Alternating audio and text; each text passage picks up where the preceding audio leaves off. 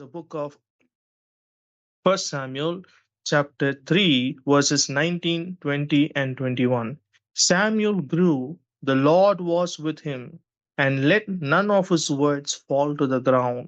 And all Israel from Dan to Beersheba knew that Samuel was established to be a prophet of the Lord. And the Lord continued to appear in Shiloh, for the Lord revealed himself to Samuel and in Shiloh through the word of the Lord. Samuel வளர்ந்தான், கர்த்தர் அவனோடு கூட இருந்தார். அவர் தம்முடைய எல்லா வார்த்தைகளும் ஒன்றாகிலும் தரையில விழ போக விடவில்லை. சாமுவேல் கர்த்தருடைய தீர்க்கதரிசி என்று தான் முழுவதும் பெர்ஷீபா மட்டிலும் சகல இஸ்ரவேலும் விளங்கினது. கர்த்தர் பின்னும் சிலோவில் தரிசனமாகி தந்தருனார். கர்த்தர் சிலோவேல தம்முடைய வார்த்தையினாலே சாமுவேலுக்கு தம்மை வெளிப்படுத்தினார். ஹalleluya.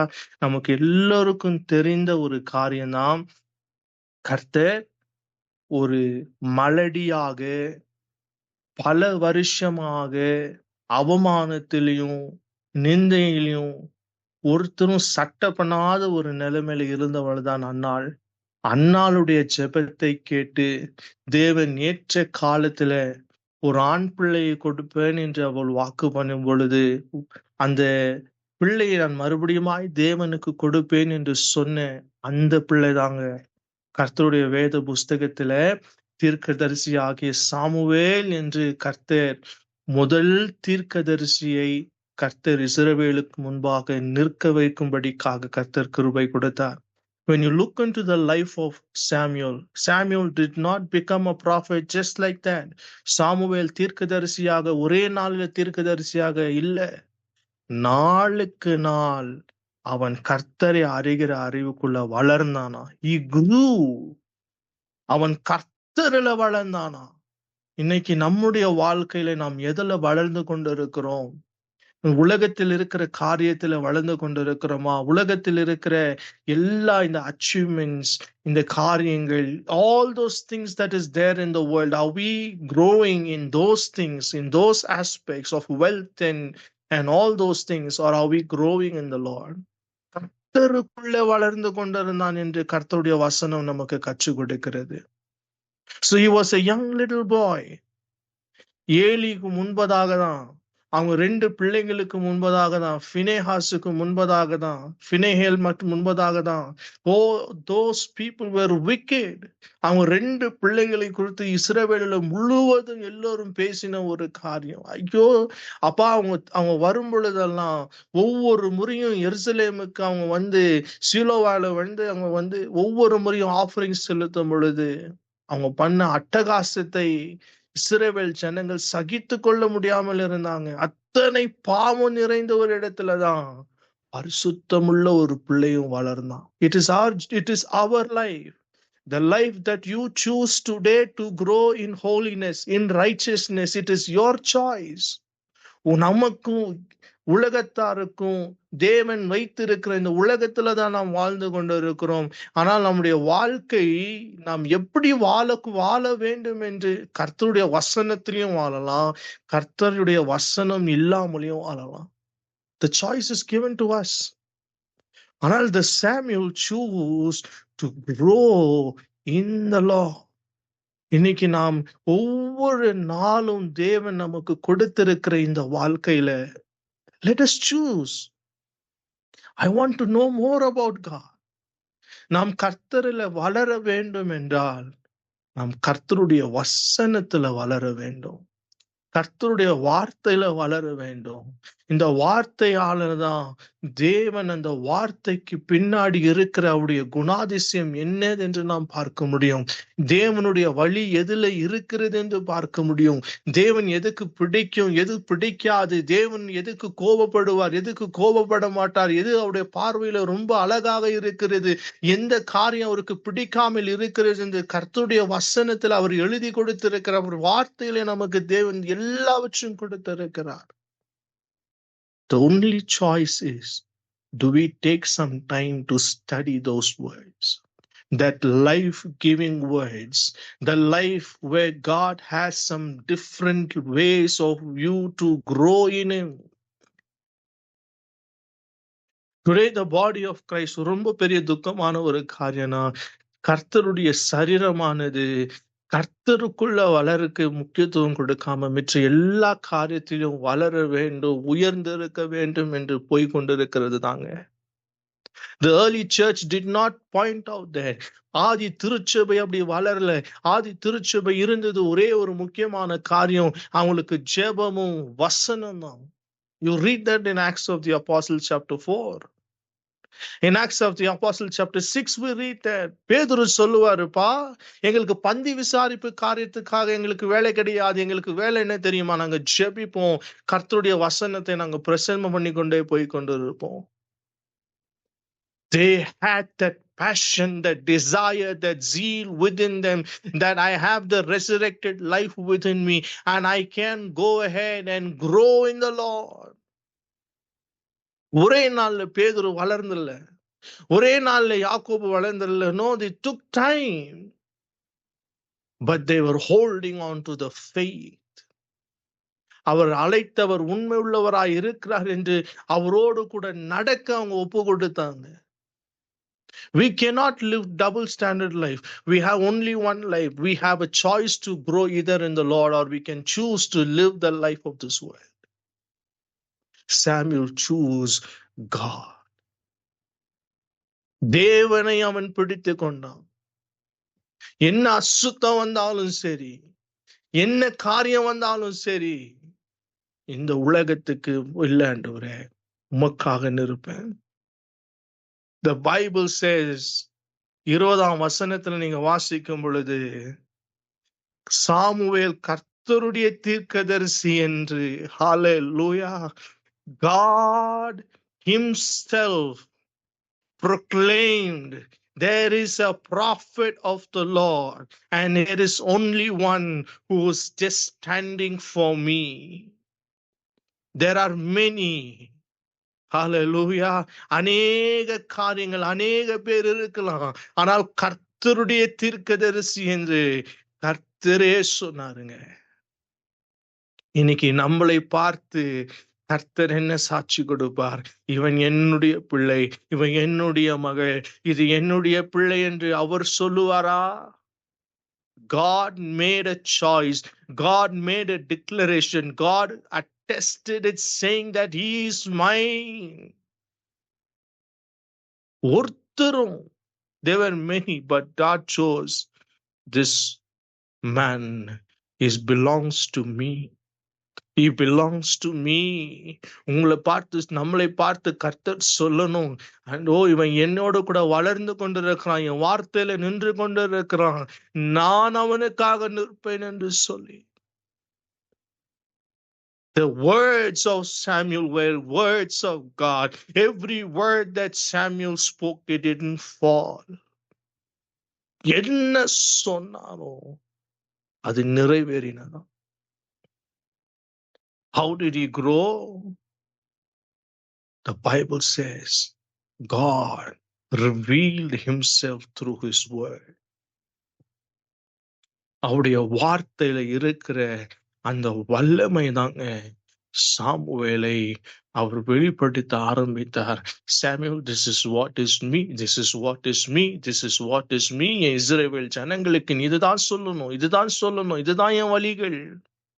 இன்னைக்கு நாம் குடும்பத்தாராய், பெற்றோர்களாய் பிள்ளைகளுக்கு சொல்ல வேண்டிய காரியங்க, தேவனை பற்றி சொல்ல வேண்டிய கட்டத்துல இருக்கிறோம்.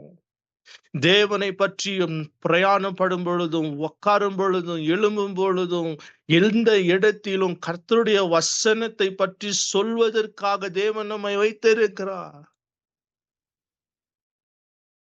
When his word is revealed to you, you have God with you. ஒவ்வொரு முறையும் பரிசுத்த வேதாகமத்தை நீங்க எடுத்து வாசிக்கும் பொழுது ஜெபம் பண்ணி கேளுங்க. எபேசியர் 1:17 கேளுங்க, 18 கேளுங்க. ஆண்டவரே, உம்மை அறிகிற அறிவுக்கு எனக்கு வேணும் ஆண்டவரே. Lord, I want to reveal yourself so that I may know about you, Lord. Samuel செஞ்ச ஒரே ஒரு காரியம் என்ன தெரியுமா? ஏலி தீர்க்கதரிசி கற்றுக் கொடுத்த அந்த சிறிய ஜெபத்தோட கூட தான் ஆரம்பித்தான் அவனுடைய வாழ்க்கையை. கர்த்தர் பேசுவதை அவன் கண்டு கொண்டான். He just said, Lord, speak to me. Your servant is listening. He just followed. அந்த வார்த்தையுடைய சத்தத்தை கேட்டான். இது கர்த்தருடைய சத்தம்தான் என்று அவன் அறிந்து கொண்டபடினாலே அவன் வாழ்க்கையில ஆரம்பித்த அந்த சின்ன ஜெபம், it made him to stand before God. இன்னைக்கு தேவன் is searching for people who could stand before him. அவருடைய வழிகளை பற்றி கொண்டு, அவருடைய காரியத்தை இருதயத்தில் வைத்து கொண்டு, இந்த உலகத்திற்கு நீங்களும் நானும் வெளிச்சமாக உப்பாக வெளியே நீங்க காண்பிக்க வேண்டும் என்று தேவன் விரும்புகிறார். It's the same God. It's the same God even tonight. The only concern, God wants the heart. உங்க இருதயத்தை பார்க்கிறாரு, வாஞ்சிக்கிறாரு, பார்க்கிறாரு. என் மகன் தேடுவானா, என்னை தேடுவானா என்று சொல்லி மறுபடியும் உங்க இருதயத்துல வந்து பார்ப்பாரு. If your heart says yes Lord, உங்களை நான் தேடுகிறேன் என்று சொன்ன மாத்திரத்துல God was ready to reveal. God is there tonight. உங்களுடைய இருதயத்துல ஆண்டவரே நம்மளை தேடிக்கொண்டிருக்கிறேன். உண்மை நான் வாஞ்சிக்கிறேன் ஆண்டவரே. அப்பா எனக்கு பலன் கொடுங்க, எனக்கு கிருபை கொடுங்க. அப்பா உம்மை தேடுவதற்காக தான் எனக்கு இந்த வாழ்க்கை நீங்க வைத்திருக்கிறீங்க. Lord, I don't know, but you know me, Lord. I'm searching for you diligently. நான் உங்களுக்கு பார்க்க முடியல, உங்க சத்தத்தை கேட்க முடியல என்று கொண்டு தவித்து கொண்டு இருக்கிறீங்களா? Just remember one thing. God speak to you in his word. அவருடைய வார்த்தையில அவர் மறைத்து வைத்திருக்கிறார். சகல பிரஸ்தாபத்தை காட்டிலும் அவருடைய வார்த்தையும் அவருடைய நாமத்தையும் தேவன் மகிமைப்படுத்தி வைத்திருக்கிறாருங்க.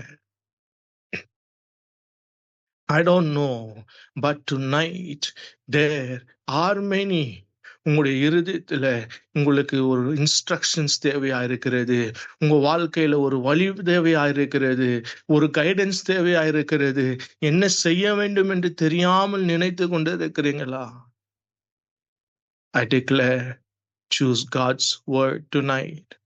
சில நேரம் கர்த்தருடைய வசனத்தோடு கூட உட்கார்ந்து பாருங்க. You will find the way.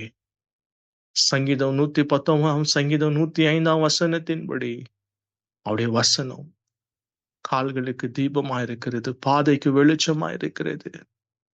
It is his word will give you the right direction, the right counsel, the right path to choose where you have to go, what you have to be.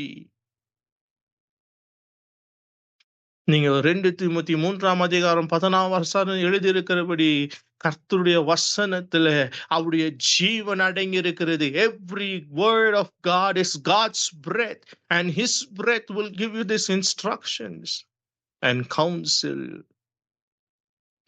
Choose God and your life will always be victorious.